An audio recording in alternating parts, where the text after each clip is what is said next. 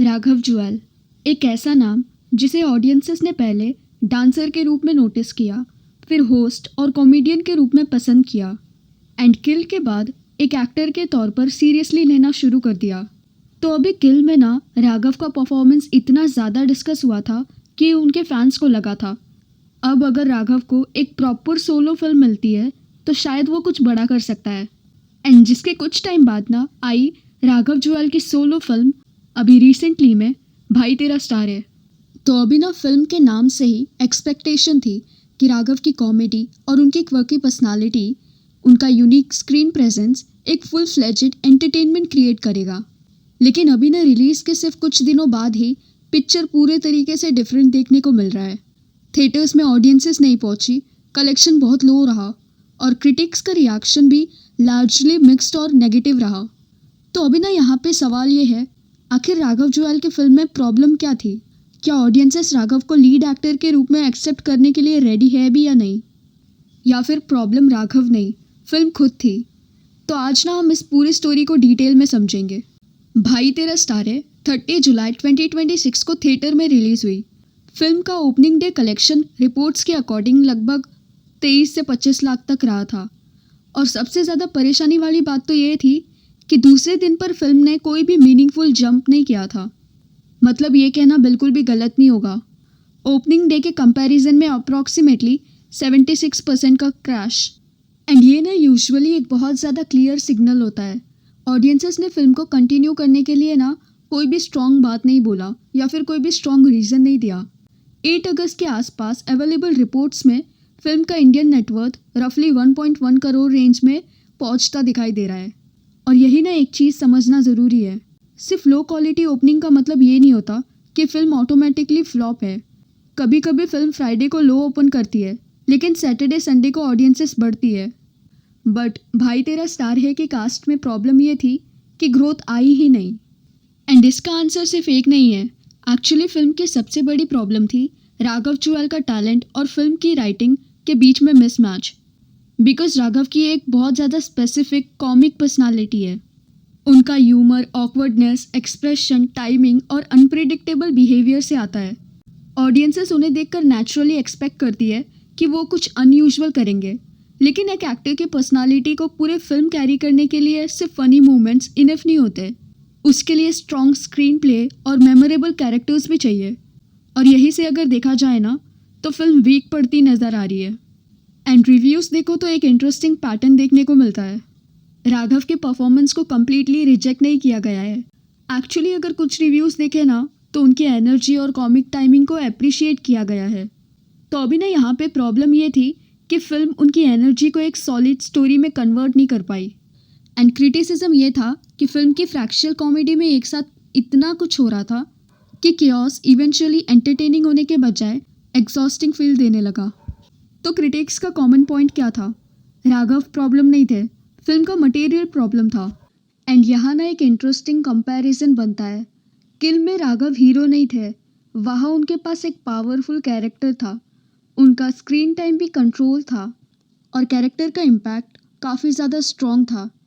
और इसीलिए जब भी वो स्क्रीन पर आते थे ऑडियंसेस का अटेंशन ऑटोमेटिकली उनके तरफ चला जाता था। लेकिन अभी ना भाई तेरा स्टार है में उन्हें अप्रॉक्सीमेटली पूरी फिल्म को कैरी करना था और ये कम्प्लीटली डिफरेंट चैलेंज है। सपोर्टिंग एक्टर के तौर पर सीन स्टील करना और लीड एक्टर के तौर पर पूरी फिल्म को होल्ड करना। लेकिन ऑडियंसेस ने शायद अभी तक उन्हें एक बैकेबल सोलो कॉमेडी हीरो के रूप में इस्टेब्लिश नहीं किया है। और फिल्म ने ये ट्रांजिशन प्रूव करने के लिए अभी तक कोई भी इनफ मटेरियल भी नहीं दिया है। फिल्म का बेसिक आइडिया ही केओटिक कॉमेडी है, लेकिन कॉमेडी का एक सिंपल रूल होता है, केओस तभी फनी होता है जब ऑडियंसेस को सिचुएशन समझ आ रही हो। अगर कैरेक्टर्स कॉन्स्टेंटली रैंडम सिचुएशंस में जा रहे हैं, जोक्स आ रहे हैं, रेफरेंसेस आ रहे हैं, लेकिन इमोशनल या नैरेटिव कनेक्शन वीक हो रहा है, तो ऑडियंसेस हंसने के बजाय बस कंफ्यूज हो जाती है। और रिव्यूज़ में एग्जैक्टली इसी टाइप की क्रिटिसिज्म बार बार सामने आई है। फिल्म में एनर्जी बहुत है, लेकिन एनर्जी और एंटरटेनिंग सेम चीज़ नहीं है। कभी कभी फिल्म बहुत ज़्यादा लाउड हो सकती है, बहुत फास्ट हो सकती है, बहुत कलरफुल हो सकती है, लेकिन फिर भी फ़नी नहीं लगती। एंड सोशल मीडिया पर अर्ली ऑडियंसेस रिएक्शन को देखो तो रिस्पॉन्सेस लार्जली डिवाइडेड था। लेकिन overwhelmingly positive work of mouth create नहीं हुआ।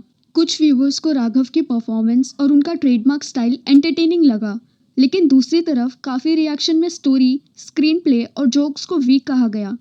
और यही सबसे ज़्यादा डेंजरस चीज़ है। अगर ऑडियंसेस फिल्म को एवरेज बट फन बोलती है तो वीकेंड तक कलेक्शन इम्प्रूव हो सकती है। अगर ऑडियंसेस बोलती है राघव के लिए देख लो, तब भी फिल्म सर्वाइव कर सकती है।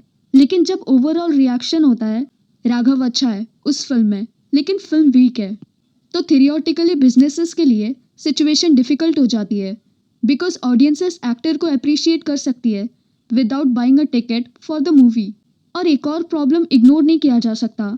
भाई तेरा स्टार है रिलीज हुआ स्पाइडरमैन ब्रांड न्यू डे के साथ, और हॉलीवुड की एक मेजर फ्रेंचाइजी फिल्म के सामने एक रिलेटिवली स्मॉल हिंदी कॉमेडी को ऑडियंसेस अटेंशन के लिए compete करना था।